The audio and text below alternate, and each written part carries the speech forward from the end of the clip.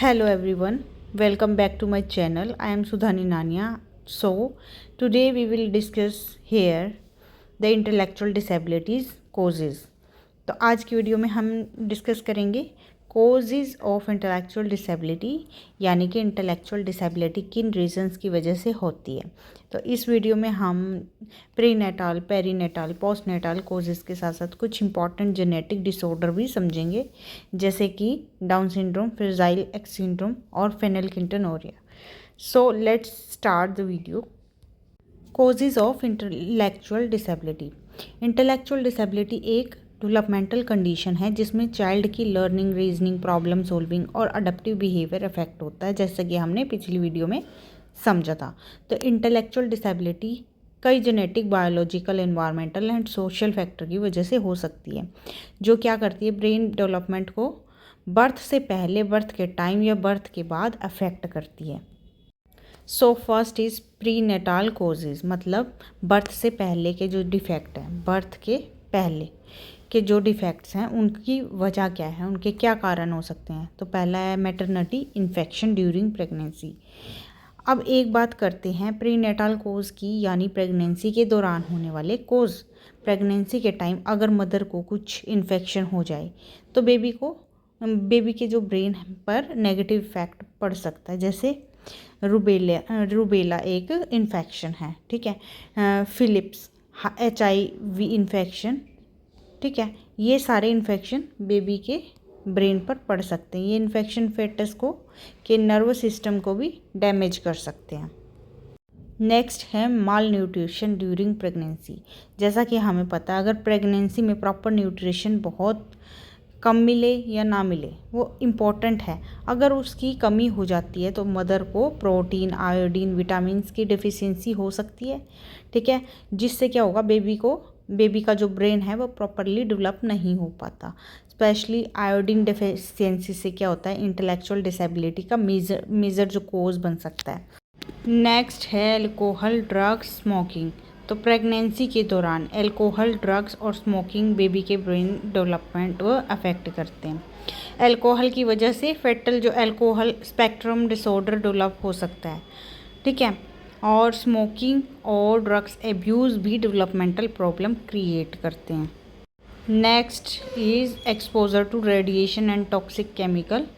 ये जो harmful chemicals, radiations होते हैं, इनके एक्सपोजर से भी फेटस को ब्रेन सेल्स डैमेज होने की संभावना रहती है, ठीक है। Next is maternal health problem.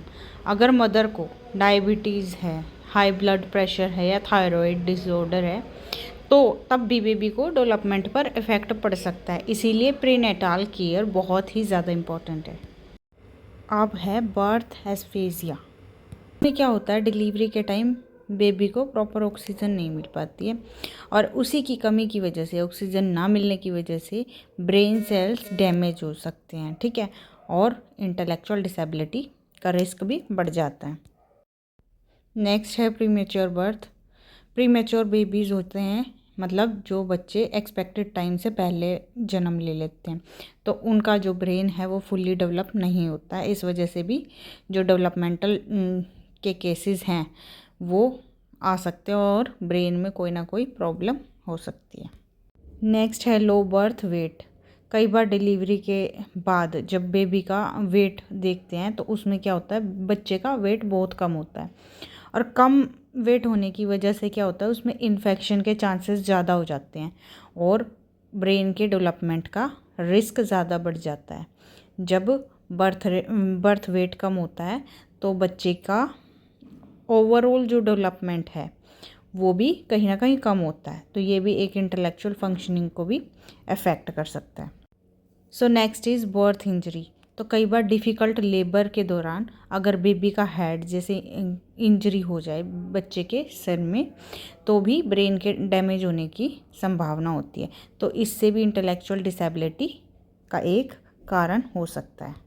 Next है नियोनेटाल इन्फेक्शन। अभी इसमें क्या है, बर्थ के जो इमीडिएट बाद कई बार इन्फेक्शन हो जाते हैं, वो इन्फेक्शन भी हार्मफुल होते हैं, जिससे कि कई चीज़ें होने की संभावना होती है बच्चे में, जैसे मेनिंजाइटिस एंड एनसेफेलिटिक्स, ये इन्फेक्शन होते हैं जो क्या होता है, ब्रेन टिश्यूज़ को डैमेज कर सकते हैं। सो मेनिंजाइटिस में क्या होता है, मेनिंजाइटिस एक ब्रेन और स्पाइनल कोड की प्रोटेक्टिव मेम्ब्रेन है, एक तरह से समझो कि प्रोटेक्टिव लेयर है। अगर वो लेयर कहीं ना कहीं डैमेज होती है तो उससे इन्फेक्शन के थ्रू अगर वो डैमेज होती है तो ब्रेन की कुछ ना कुछ प्रॉब्लम हमें दिखाई देने लगती है, जैसे इंटेलेक्चुअल फंक्शनिंग में प्रॉब्लम आती है, उसकी इन्फेक्शन की वजह से ब्रेन में स्वेलिंग आ जाती है। ठीक है, क्या हो सकता है, डेवलपमेंटल प्रॉब्लम्स भी हो सकती है अगर कोई सीवियर केस में हो तो। नेक्स्ट है एनसेफेलिटिक्स, इसमें क्या है, ब्रेन में क्या होता है, इन्फ्लामेशन हो जाता है, इसमें भी स्वेलिंग होती है जो मोस्टली वायरल इन्फेक्शन की वजह से हो सकती है। ठीक है, और अब हम देखेंगे पोस्ट नेटाल कोजेज, मतलब बर्थ के बाद के जो भी कारण है वो क्या है। तो पहला है ब्रेन इन्फेक्शन। कई बार क्या होता है, बर्थ के बाद जैसे ब्रेन इन्फेक्शन हो जाता है, जैसे हमने अभी पीछे पढ़ा है मेनिंजाइटिस एंड एनसेफेलिटिक्स, जो दोनों ही ब्रेन टिश्यूज़ को डैमेज करते हैं ड्यू टू इन्फेक्शन। ठीक है, और इससे क्या होता है, इंटेलेक्चुअल फंक्शनिंग में प्रॉब्लम आ जाती है।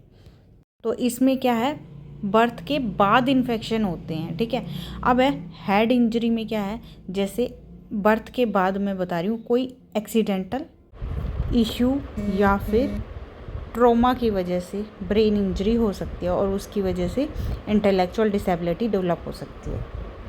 नेक्स्ट है चाइल्डहुड माल न्यूट्रिशन। तो अर्ली चाइल्डहुड में अगर प्रॉपर न्यूट्रिशन एक बच्चे को ना मिले तो वो जितना उसका ब्रेन का ग्रोथ होनी चाहिए या फिर ओवरऑल जो उसकी ग्रोथ होनी चाहिए वो भी इफ़ेक्ट होती है, उसकी लर्निंग एबिलिटी भी इफ़ेक्ट हो जाएगी। तो माल न्यूट्रिशन भी एक वजह हो सकती है, कोग्निटिव डेवलपमेंट को स्लो कर देती है। ठीक है, तो ये सारे ही रीजंस थे, कोज थे कि इंटेलेक्चुअल डिसेबिलिटी किन किन वजह से हो सकती है। आई होप इस जो लेक्चर वीडियो में सारी चीज़ें मैं कवर कर पाई हो, और कुछ चीज़ें हैं जो ये टर्मिनोलॉजी है कुछ इसमें कंप्लीट नहीं हुई है, वो मैं नेक्स्ट वीडियो में लेकर आऊँगी। सो एक वीडियो मैं लेकर आऊँगी जितनी भी क्रोमोसोमल डिसेबिलिटीज़ हैं उन सभी पर, जैसे इस लेक्चर में डाउन सिंड्रोम, फ्रेजाइल और फेनिलकेटोनुरिया, और कुछ एक दो जो रह गई है वो सारी ही मैं नेक्स्ट वीडियो में कवर कर देती हूँ।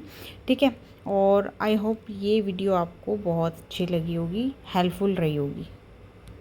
Thank you all, like share and subscribe करिए, और अगर आपको कोई टॉपिक चाहिए तो आप कमेंट सेक्शन में कर सकते हैं। ठीक है, थैंक यू, बाय।